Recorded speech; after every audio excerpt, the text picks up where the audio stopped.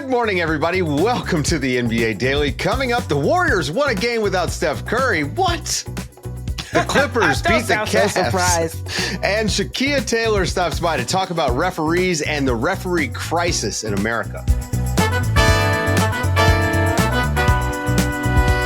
Good morning, everybody. Good morning, Zena. I don't know if I could have sounded more serious in that rundown. The referee crisis in America. Yeah. But anyway, we had a great conversation with Shakeia Taylor from The Athletic. She wrote an interesting story about how the NBA is training referees or not training referees. So we talked to her after the break. I hope you guys really enjoy it.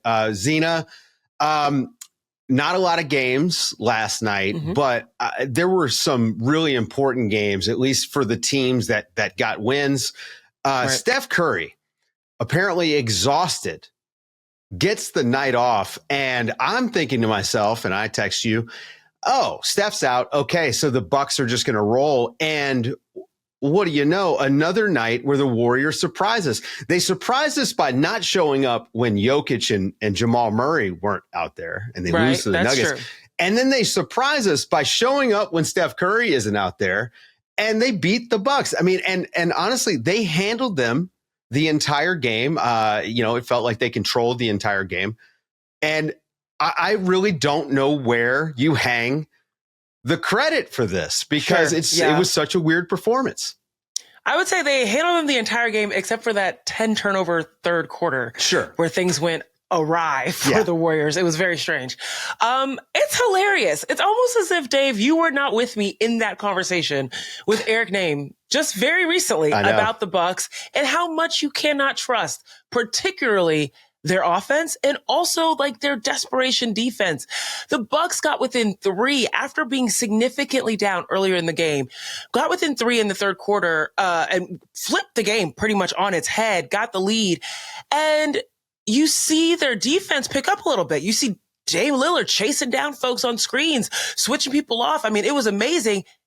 And then it went away. Yeah. It was as if it just they're like, oh, this is enough. We'll keep our 3-point lead. And of course, in the fourth quarter, the Warriors remembered we're at Chase. We know how to hit threes in this arena. Let's go ahead and do that as a team, and came back and just obliterated the Bucks defense. It was a night and day performance from what the Warriors looked like against Denver in terms of being able to have their offense be led by their defense. They kept the Bucks to under 40% from the floor. Big shout out to Draymond Green for making life hell for Giannis Antetokounmpo, who finished 5 of 16 from the floor. Giannis struggled inside, and it was because of Draymond Green's physicality. It was him playing rover on the back line of the defense. He was showing up in places that the Bucks couldn't imagine him every time they turned around. And then, of course, the scoring ability of Jimmy Butler. This has been a slog of news and press around this, but it can't be said enough. He is a free throw machine, as Merchant, put in our. Some people would say. Oh, Merchant, maybe. I mean, listen, you shoot 11 free throws in a game. You are making your money at the line at that point, right? Jimmy Butler goes 11 for 11 from 3, or from the free throw line, excuse me. Quentin Post hits 4 threes. Brandon Podziemski hits 4 threes. Buddy Hield hits 4 threes. Yeah. And they never shoot like this when Steph is out there. And so you start to, you start to get a little bit of hope. And look, we've been hitting these guys since Jimmy Butler got there.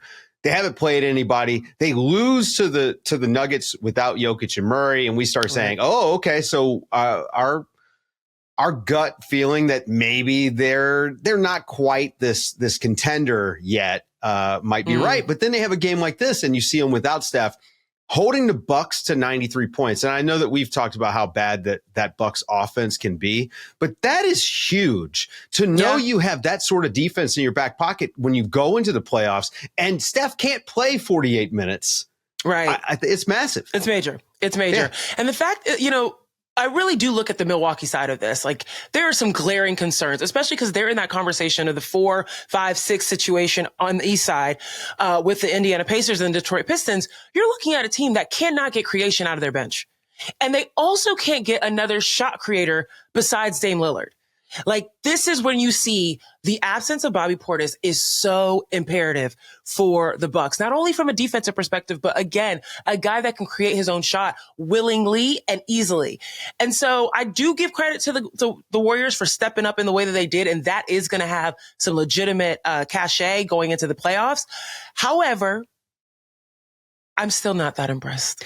I will say this. You said that the Bucks are missing Bobby Portis. The guy that they're really missing, Chris Middleton. They are missing Chris Middleton. And I mean Chris Middleton at full strength. They need a decision maker. Yes. Right. Yeah. Another playmaker, a person who can get a shot off the dribble and someone you can trust in crunch time.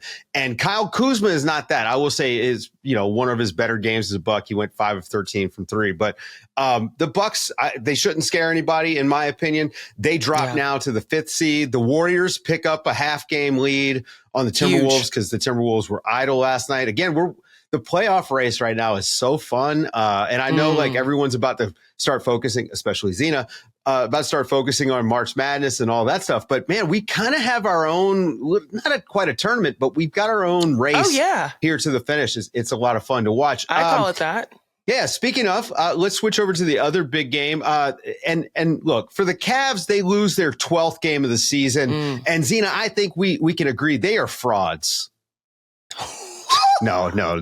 We're not worried about the Cavs. I am not agreeing to that. We are not all. worried about the Cavs dropping a game against the Clippers on the road. But I think that the more interesting part of this is really the Clippers side. We've talked a lot of Clippers on here. We talked about how they struggled here lately. The defense has slipped. The offense didn't have what we saw last night. While this defense has been slipping, they put up 132 points on the Cavs defense. Kawhi Leonard scores 33 points, goes 5 of 6 from 3. And Zena, if Kawhi is going to be like this come playoff time, he can be the best player in the series. If they somehow work this out, they're the 7 seed and they face, I don't know, Houston, who's the current 2 seed. That's real trouble for Houston, especially if Kawhi looks like this. This is what we've been waiting for this entire season, is this seamless offense, particularly between James Harden and Kawhi Leonard. But magically at the trade deadline, amazing trade to receive Bogdan Bogdanovic that has been killing, who also I think was 100% from the 3 last night. Yeah, 4 for 4. 4 for 4. Unbelievable offense on the perimeter. That's not even talking about the fact that Ivica Zubac is in the middle disrupting everything on both ends of the floor. Like, you're now seeing all of this click, not only on the defense, but also on the offense. And we already knew just how suffocating the Clippers could be from a defensive end. Now you're talking about someone that, even if they're not running in transition off of their deflections or running in transition off of just stolen passes and getting high-flying alleys to Derrick Jones Jr. or wing threes coming out. No. Put that to the side. That's great. That's on the side for what they can do. They now, in the half court, have Kawhi cooking like he was before he was out. And if his knees hold up, and that's huge, right? That's a major factor. That's like my back. If my back holds up. But if Kawhi Leonard can stay healthy, we haven't even seen the tip of the iceberg for the Clippers. Yeah. It does feel like he sort of played himself into shape. Obviously, and you have to. The little bit of rust when you take all this time off that he had to miss. Bogdanovic comes off the bench with 20. Ivica Zubac, as you mentioned, 28 and 20 on his birthday.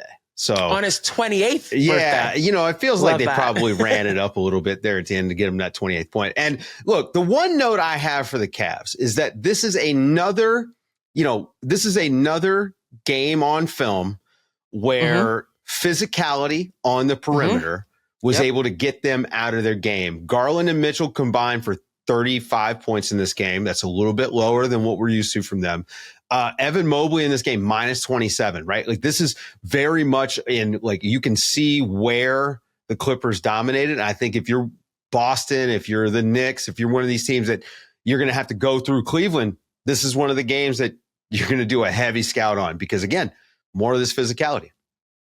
I'm smiling because let's look at the 2 teams that they lost to after the 16 game streak. Orlando And now the Clippers. Yeah. What are those two teams? Big. Teams full of wings. They're just wings, basically. And then one center on the inside.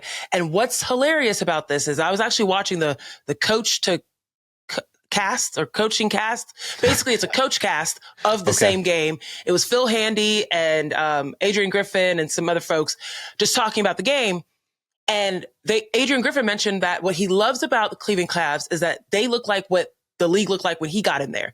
Traditional 4-5, right? Traditional 4-5 big. And it's great that Cleveland has been able to get those bigs working in tandem in the way that they have. In these last two games, you saw those two clashes of style come up against each other. And in those two games for the Cleveland Cavaliers, the modern style has won out. The size, the wings, the people that can create on the perimeter and also can play defense with length has been able to beat them out with the quick, shifty guards and Donovan Mitchell and Darius Garland, Ty Jerome. Like, they haven't been able to match up. So this is now another game of film, as you mentioned, where playoffs come, coaches can say, let me look down my bench. Let me take some risks. Who's big? Who can get in front of these guys and make things a little bit difficult for them? Yeah. And the Clippers matchup nightmare for a bunch of teams if they're going to be healthy for the playoffs. Absolutely. Guys, stick around after the break. Shakeia Taylor, we're going to talk about refs. We're going to go deep on that. So please enjoy. NBA referees are always a hot button issue. Zena and I have been talking about them all season long, whether it comes to replay reviews, the rescinded technicals, the last 2-minute reports. We've got our issues, but mostly they do a pretty good job. Here to talk about what the NBA is trying to do, or rather not doing, to increase their pool of referees. Shakeia Taylor from The Athletic, making her debut on the NBA Daily. Welcome. I enjoyed the piece on the refs. How are you? Thank you. I'm very excited to be here. Thank you for reading the piece as well. Yeah, it was really good.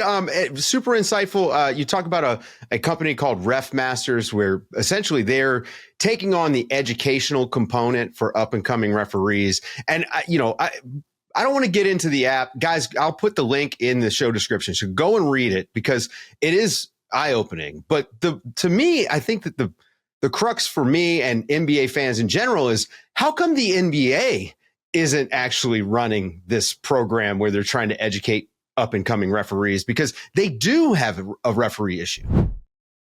I couldn't answer any questions as to why the NBA isn't doing it, but I know that, this program, this app was created by two NBA referees, and they got the idea in the bubble.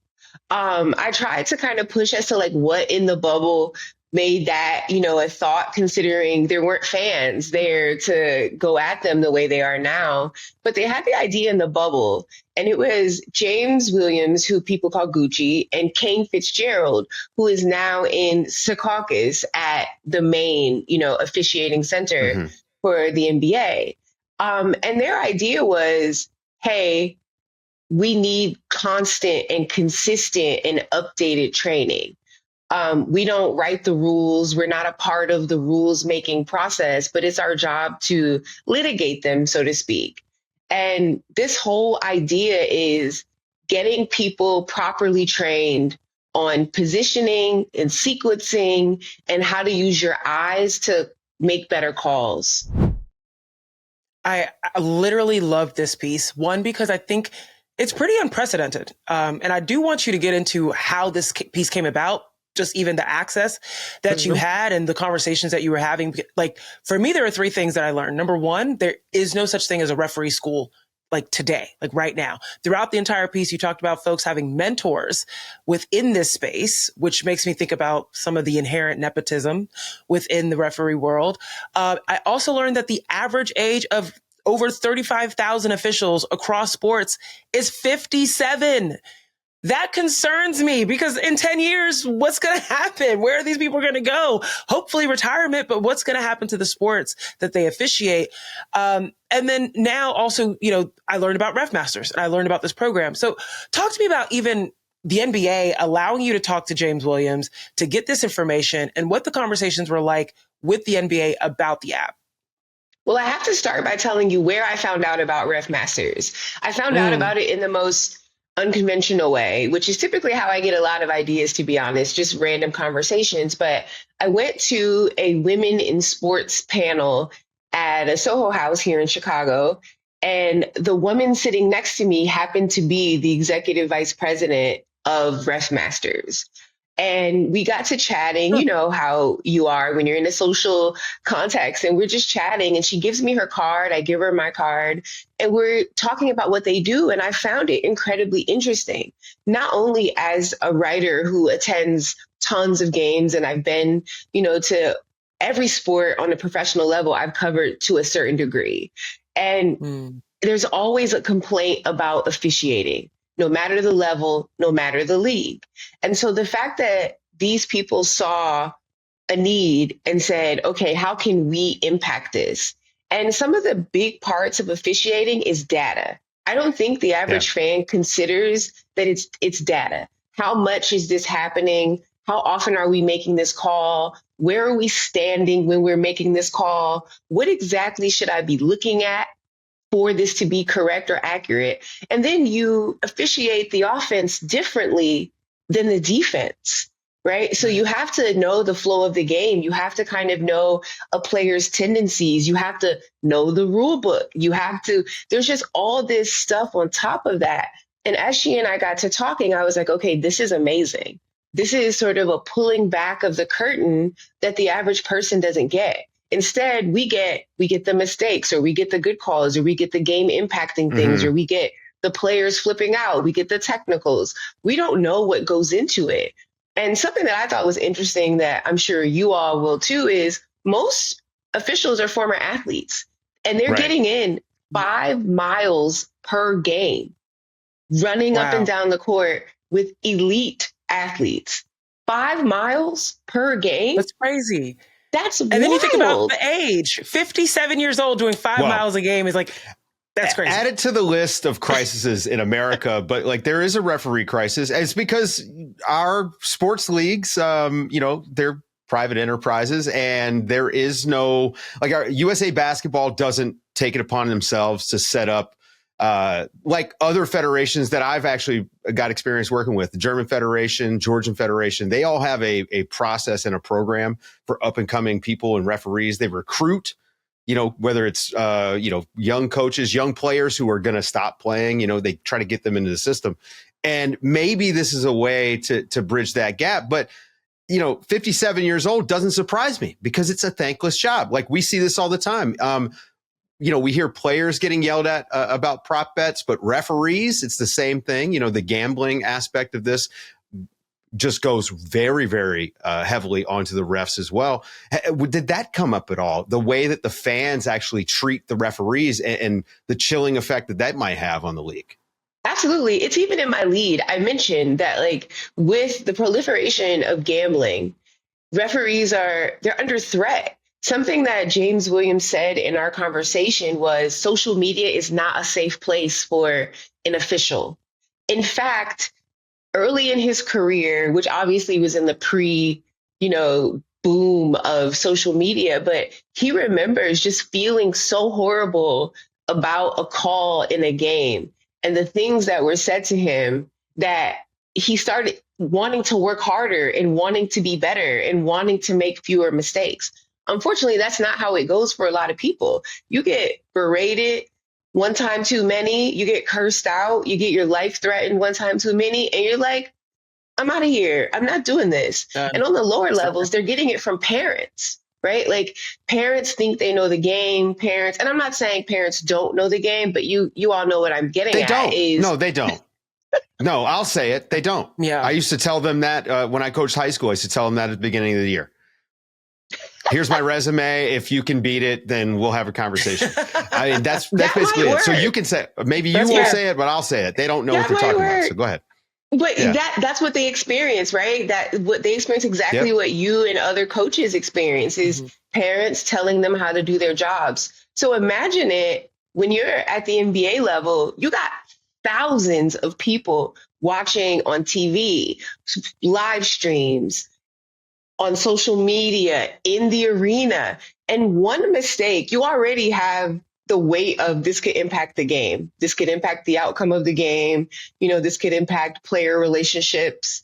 But then you have this idea that I could be threatened and harmed, after this. Yeah. And so James talked about like wanting to not only teach the basics of how to do this job, but how to steel yourself to be able to sort of handle all of the outside noise. And getting access to him, to go back to your earlier question, Zena, was I really had to ask the NBA for permission to speak to him. And I explained what the story was about, and he had to get clearance as well. It was a process. It wasn't something that I was able to just sort of call him up and say, "Hey, can we talk about this?" It was a process, and in that process, I learned so much. I actually have a greater respect for people who opt into being an official, because it is a service job, and people in service jobs do not get thanked.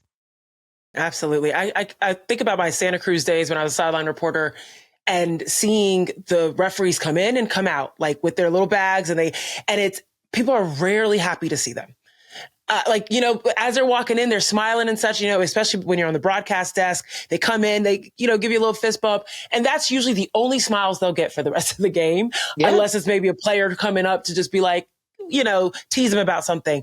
But they get in and they get out. And I cannot imagine what that feels like. You talked about you learned a lot throughout this process. You mentioned one of those things that is also surprising to me about the fact that the rule book is not made with the referees.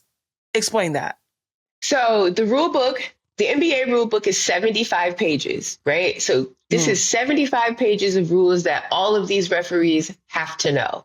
So you have to learn this, but they have no participation in the making of the rules. The way James explained it is the rules are made by lawyers. So It is not someone who is on the court looking at a game in flow. It is made by someone who is just saying, this is what we don't want in the game, right? These are the things that we don't want to happen. So not only do you not help create the rules, but you have to have the mind to store how many rules are on 75 pages, y'all. Like it's got to be a ton of them. It's pretty small type, actually. Right? There's got to be a ton of them. So your body has to be able to run 5 miles a game. You got to be able to keep your feet in position. You got to sequence your eyes. You got to follow the play, and you got to run through a 75-page rule book as this is happening. This is a mentally and physically taxing role on the court that we mostly don't pay attention to until something happens, right? Yeah. I just thought that was really fascinating that there's no participation from officials in what is the part of officiating that matters, the rules. Yeah. Right. The lawyers like to draw up the rules so that they can come up with ways to break them. I mean, that's just, and you can't have the referees involved because then it's collusion against yourself. We can't have that. Okay. So I guess what should we be looking for here in the next month? Like when we're paying attention to the refs, last year there was this huge change in style of officiating, and we know that it's a different sport once you get from regular season NBA to the playoffs. But is there something that maybe you picked up on that you feel like you now notice about referees that you didn't before you worked on this?